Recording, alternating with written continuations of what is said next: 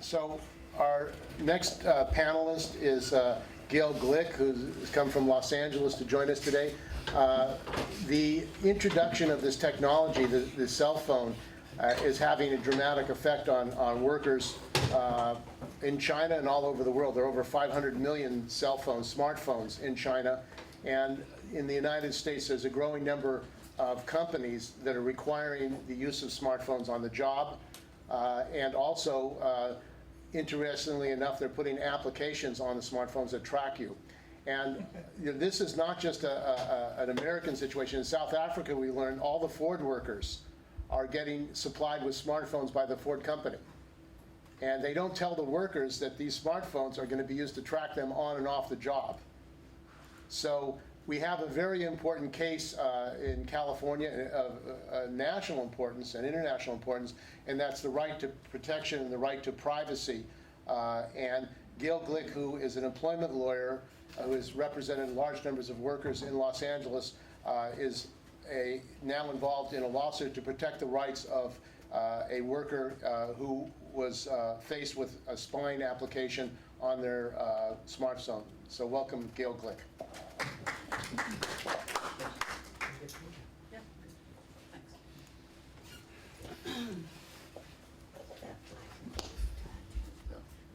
Thanks, Steve. Thank you.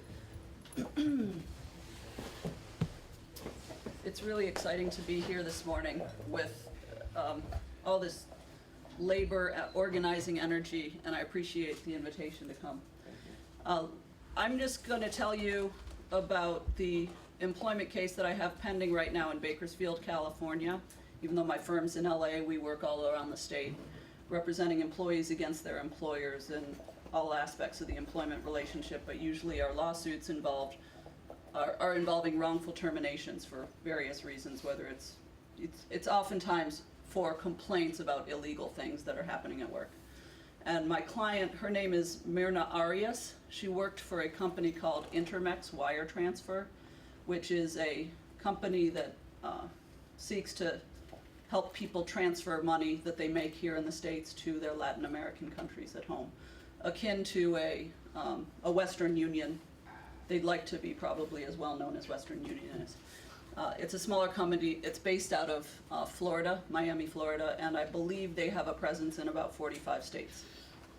And Myrna was a sales manager for Intermex in kind of the Central Valley of California. So she lived and worked in Bakersfield, but she drove around a number of different counties seeking out customers for Intermex Wire Transfer.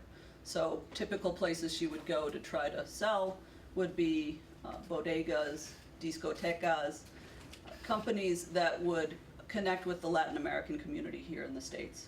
People who would be seeking to transfer money to Central and South America would be frequenting these companies, and they'd go in and they'd have that ability to transfer their money, some of their paycheck. Perhaps they might also have a paycheck cashing facility at that place. And so Myrna has been in sales for a long time. Prior to working for Intermex, she worked for a company called NetSpend, which was a different money company. It focused on selling money cards or cash cards to people who preferred to use that than to go to a bank. So oftentimes, again, the Latin American community in our country would go there to cash their paychecks and turn it into a money card rather than to deposit money in a bank.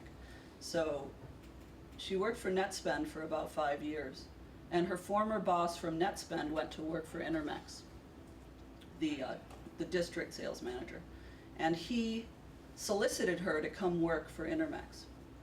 And he said, "I know how good a worker you are at the old company, why don't you come and work with me at the new company?"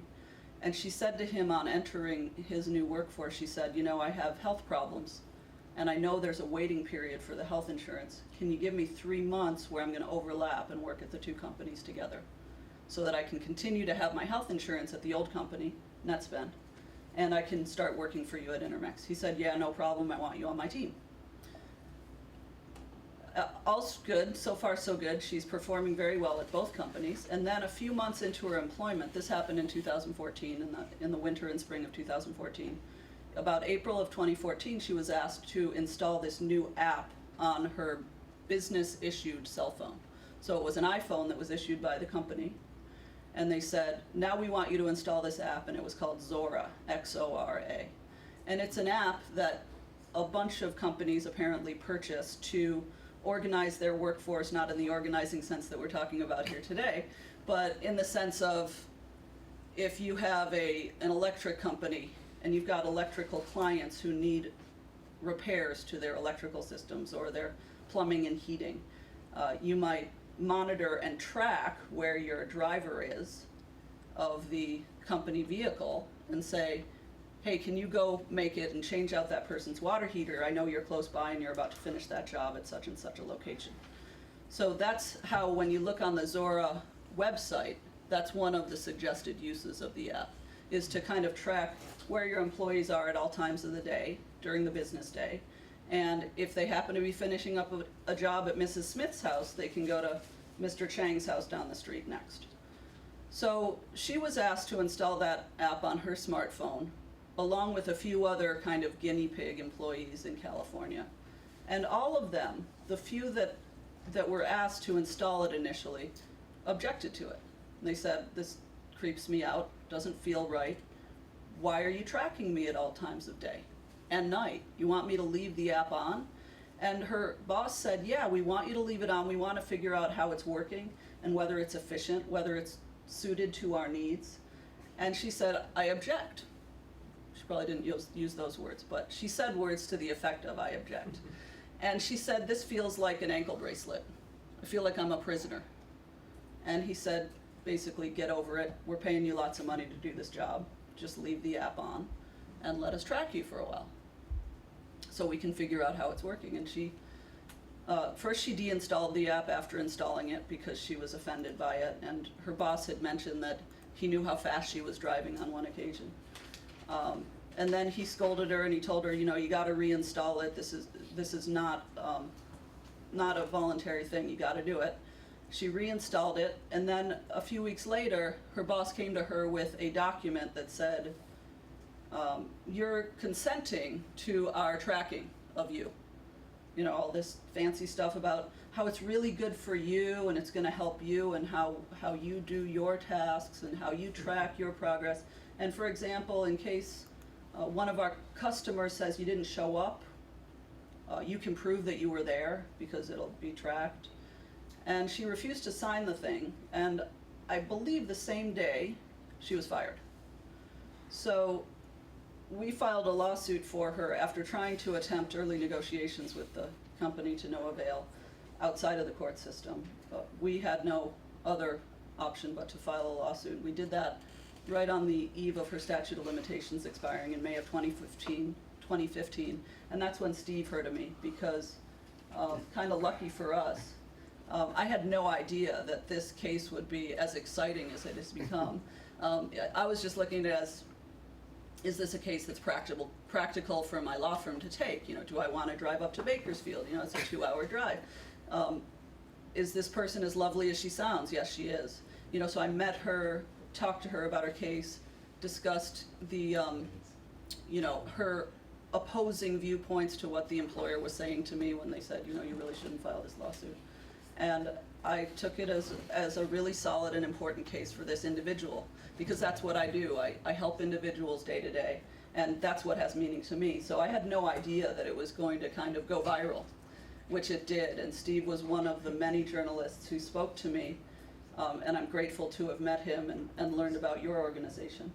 And I had a conversation with Steve that was broadcast on KPFA back in May, and had conversations with Fox News, and it was written up in the Hanoi Times, and you know, I mean, all over the place. It was just crazy. Yes, in Hong Kong, we all heard about it. Right.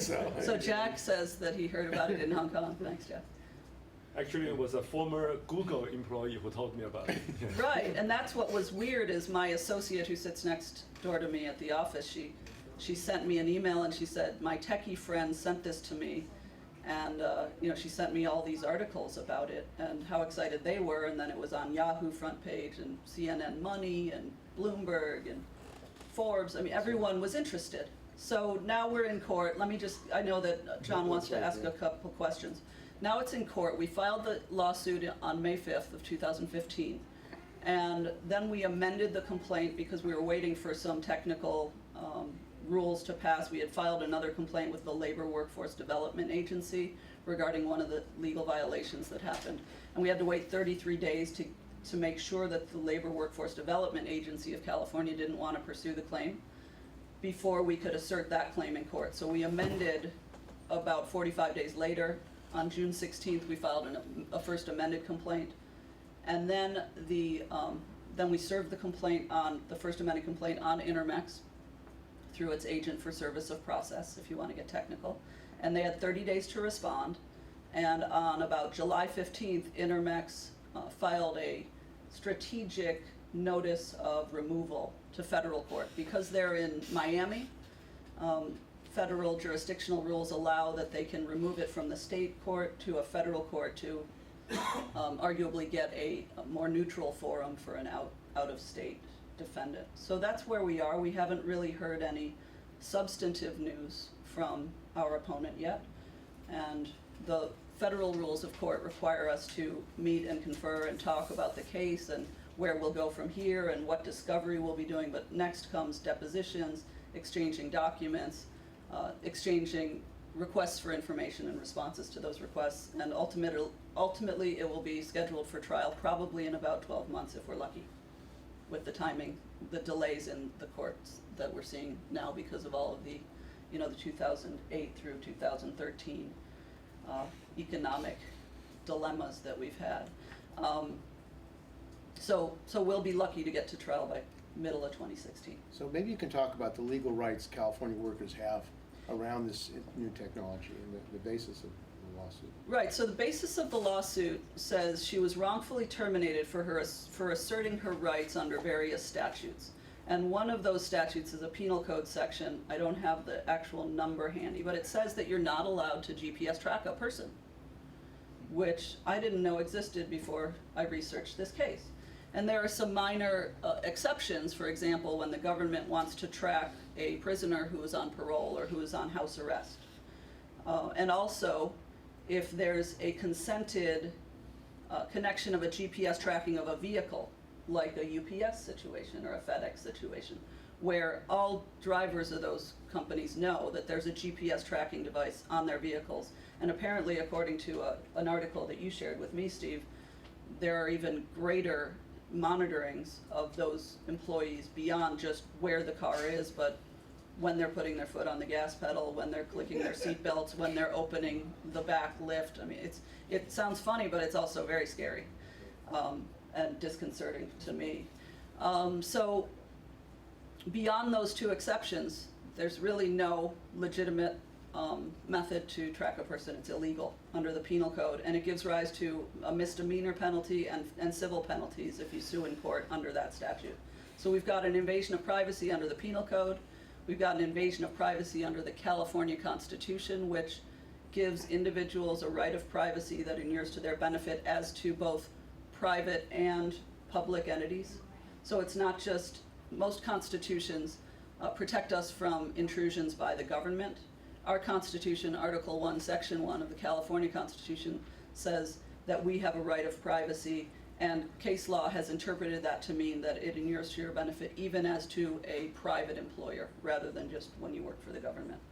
So those are the main statutory and constitutional bases. And then there's a claim of wrongful termination in violation of public policy, which is where you have to assert that the public policy that is enunciated in a statute or constitutional provision or a regulation was violated by virtue of the termination, but for the persons complaining about the illegal activity, they wouldn't have been fired. And one of the ways you prove that, of course, our opponent will probably say, we didn't fire her for that, we fired her for something else. In fact, they did. When they fired her, they said, we're firing you because we just found out that you're working for the other company. So, and it's going to be a he said, she said situation, because I don't believe there are any emails back and forth or And that's, gets back to what Steve said earlier, you know, if it's not on video, it doesn't exist. And that's a problem for us trial lawyers in the new millennium, is if you don't have something on video, it's very hard to convince a jury that it really happened. Or if you don't have a smoking gun writing, our smoking guns are usually emails these days. And so I do encourage employees, and I'd encourage our audience around the world, when you have a complaint to make, you gotta make it in writing. It doesn't matter that you went to HR 10 times to complain about it and you talked to your union steward. Put it in writing and keep a copy of that writing at home, because it's not your property until it's at your home. If you send an email on the workplace email, just go to your send box, print it out on your printer or on the local printer, put it in your wallet, your purse, your briefcase, your backpack, take it home with you and put it in your employer file, along with your pay stubs, whatever else you keep regarding your employment. Just throw it in there. You're not trying to set up a lawsuit, but you want to be able to prove that you complained. When they fire you a month later and they say, well, it was because you were late to work this one time. Well, the fact is, I come late to work every day. So now suddenly they decided that they were going to fire me for being late to work? I don't think so. It's probably because of 3 weeks ago I wrote that email complaining about the asbestos falling from the ceiling, or your failure to pay my wages properly, or your failure to pay me overtime, or to allow me breaks, or to pay me a meal period premium when I miss my meal period, things like that. So that's the biggest takeaway that I have for employees or groups of any kind when I meet with them and present like this, is make sure you have proof of your complaint. And you know, a lot of people nowadays, especially the younger generation, they text. Everything's a text. Well, if you can screenshot your text and send it to yourself and maintain it somewhere, and I'm always afraid that things are gonna get eaten by Google or by the computer. You know, Google and Yahoo don't have any obligation to preserve all of your emails. So if you have those electronically, make sure that you also print out one of those old-fashioned hard copies and kill a tree. Other causes of action that we have include a violation of Labor Code 1102.5 in California, which says that if you complain about the violation of a statute or what you reasonably believe to be an illegality and get fired for it, that's a violation of the law and gives rise to a cause of action. So now we have questions. John? San Francisco International Airport is going to start this new program involving the cab drivers, where they're going to set up a geofence that monitors how far they take trips from the airport. And this is to implement a new strategy for what's in San Francisco called a short trip. And I'm probably not time to explain what that is. But basically, it used to work on a time base, whereas if a cab driver took a ride from SFO and they only went to Millbrae, so if they came back within 30 minutes, it meant that they could go to the front of the line. Because they took a short trip and it wasn't... Because they waited an hour at the airport and they only got a $10 ride to Millbrae. Instead of making them wait another hour and a half, they give them front of the line privileges. And it was determined by, can you get back within 30 minutes? So they issued a card, timestamp it back within 30 minutes. Okay. And that card is actually like the electronic transmission of the GPS. What they're going to do is they're going to switch that, instead of a time base, to a distance base. And the way they're going to determine the distance is through a geofence. And so one of the ground transportation people at the airport actually invited me to be one of the cab drivers to test this app. So they want me to install an app on my phone to test if their geofence works, so that if I pick up at the airport and I go to San Rafael, they know I've gone way out of the geofence, but if I just went to San Bruno, they know I'm inside the geofence, and so they want to test it. And this is an app that's specifically designed to track your location. Is it on your phone right now? No, I haven't installed it yet. They're about to do this, and I'm wondering if this is going to enable them to track me everywhere. Right. So and how do I protect? So that was my client's concern, is there may be legitimate reasons to track me, but there are a lot of illegitimate reasons. There's no need for them to track me now. Right, like why do you Yeah. know that I'm at a LaborTech conference at Stanford this Right. morning? In building 200 in the basement, right? And that was my client's concern as well, and if you were to consent to putting it on your phone, it may be a different analysis than if you say, no, I won't do it, and they say, well, you don't get to drive your cab to SFO anymore. That's right, because Right. the only way that people can participate in this short system is to download the app. And that means pretty much everybody that plays the airport, basically, if they want airport privileges and they want the benefit of the short system through the airport privilege, they're gonna have to install this app on their phone. And how do they protect themselves, where I'm giving consent for the times where I'm working at the airport, but when I'm at a LaborTech conference, you don't have my consent to track me. Yeah, how do you? Yeah, and that's the problem with these tracking apps, is that there are so many times during even our workday when we're doing private things. We go to the bathroom, it's my own private time. What if I have to go to the bathroom a lot for whatever reason? Maybe I'm sick, maybe I've been throwing up. Maybe I'm pregnant because I've been throwing up because I'm pregnant. What if I want to take my 45-minute lunch break or hour and a half, however long I take it, and I want to go see a psychotherapist? Now my employer knows I'm at the psychotherapist over lunch hour because they say, wait, why is she at that address? Well, what address is that? What if I want to go worship at my mosque? Wait, she's a Muslim? I thought she was Jewish. We don't want Muslims here. So, and I don't mean to say we don't, just to be clear. So that may be something. There are all kinds of things during our work day that are private to us, on our free breaks, as well as when we go home at night, whether we take the kids out to Burger King or whether we take them to Whole Foods for a more nutritious meal. There's What steps could? the steps that I think that's where you cab drivers need to organize. And you need to make a concerted voice heard to SFO and the powers that be there. It seems like they need to issue a statement of disclosure that says, this is when we'll track you and when we won't, and we need to have some kind of. We need an method of affirmation. recourse if we can.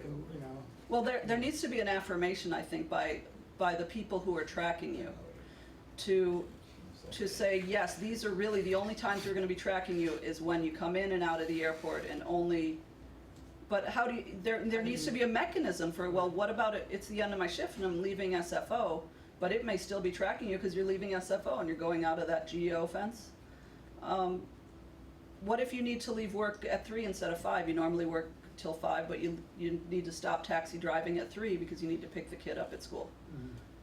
How do you let the app know that you're no longer on the schedule through 5? I mean, the app makers also need to be apprised of this. And here in Silicon Valley is the best place to make that happen, is to have more attention paid by these very sophisticated app makers to ensure that the privacy rights of the individuals are maintained. And I don't know enough about it because I'm not involved in the Silicon Valley world. But it's my sense that not very much attention is paid at all to our privacy rights. And it's very troubling. And it makes me not want to carry around my smartphone. I mean, I don't know how to use my smartphone well enough to tell it when not to track me. Sometimes it'll say, I'm on Facebook, and it'll say, Facebook's tracking your location. I'll say, well, how did that happen? I didn't tell it to track my location. I believe a default on Facebook is to track you. And so you have to go into the innards of the phone and press the right settings button and go down and click the on and the off. And I tried to do it a few days ago and I don't think I could do it. I didn't do it properly. Or if I want to use Waze to try to get around town the quickest way possible, you have to consent to a complete disclosure of your location, how fast you're driving. Facebook admitted that they collaborated with the CIA. So. Well, okay, Jack, and then. Very quickly, I think that I share Gail's technical, kind of even when I turn off my, GPS, okay, I think the phone still knows where I am. Not precisely, but roughly it can. So this sounds like an opportunity for solidarity between, cab drivers and other types and tech workers. There needs to be an app that's in my phone. Allow me to press that app, saying there's no GPS tracking in this phone at all. Can there be such an app? Okay, you know and then I can stop location tracking for all the Facebook whatever. Okay, in there from my phone. I think we need an app like this to empower workers. Okay, to do this. Yeah, that's just Privacy app on your smartphone. So Right. it's, Todd? Yes, I'm not a lawyer, this might be naive, but in a lot of these cases, what comes to mind for me is class action lawsuits. There are large classes of people are being affected by these things. I thought of that in relation to the medallion issue in San Francisco. That seems to me to be calling for a class action lawsuit against the city for essentially, violating the understood terms of the medallion when they purchased it. These are cases where, if you're right about the laws against tracking employees by GPS, there are huge classes of people who are being affected by it. So it's not like an individual problem, it's like huge numbers of people who are being affected. What do you think? Yeah, I do agree that there probably is room for class actions in these contexts. I don't know enough about medallions and the taxi cab industry. I've learned a lot here this morning, John. I was taking notes the whole time you were talking, and everyone else who commented. And it's not exactly an employment law issue. It's an independent contractor issue, unfortunately, right now. As John has said, they're defined as independent contractors. I know that employment lawyers have lost class actions on behalf of cab drivers to try to get an employee status. And I believe that was in the 2000s. So, but it is something to look at. There's definitely class actions as to the Uber drivers issue about whether they're employees or independent contractors, and whether they're entitled to be reclassified and then paid in a different way. And there's all kinds of penalties that go along with misclassification of employees. So I think that's the newest frontier for what I see for taxi drivers and for Uber and Lyft drivers. But it's a very interesting issue, and I'll discuss it with my partners next week. But I don't really know enough about the way the medallion thing works. I kind of understood what you were talking about, and I've seen medallions in the taxi cabs that I take, and I do not use Uber. I've never used it. I have the app on my phone, but I've never used it, and I don't think Now they know all your contacts. They know, right, they know where I live, and They know you're here. they probably know I'm here. Maybe they're listening. Let's hope so. I think one of the issues this brings up is the labor movement, and the trade union movement has to make this not just as an individual issue or just in their own union, but as a worker right and human right issue. And I think that's something we have to take up in the labor movement. There has to be a political education campaign to workers. Whether you're union or non-union, you do have rights. Most workers are not, first of all, many of them are probably not even informed that they're being tracked. And second of all, they don't know what their labor rights are, whether they're union or non-union. And some unions have contractual language, like the Teamsters, as far as the tracking. But the intensification of observation, spying on workers is growing phenomenally. And UPS and FedEx, they're tracking every minute, every motion. So I think it's important that the unions take that up politically and raise that as an issue for worker rights, human rights, the right to protection and the right to privacy. So I want to thank Gail for coming this afternoon, and I think it's been an important discussion. Thank you very much. Thank you. And we'll all be following her case, as well as these tech companies.